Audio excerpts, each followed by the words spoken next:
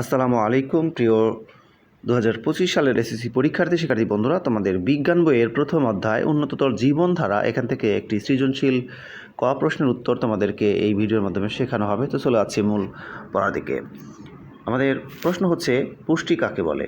পুষ্টি কাকে বলে? চলো এই উত্তরটা আমরা শিখে ফেলি। উত্তর: যে শারীরবৃত্তীয় প্রক্রিয়ায় জীব খাদ্যবস্তু গ্রহণ, পরিপাক, পরিশোধন ও আত্তীকরণের মাধ্যমে দেহের বৃদ্ধি, শক্তি উৎপাদন এবং ক্ষয়পূরণ করে তাকে পুষ্টি বলে।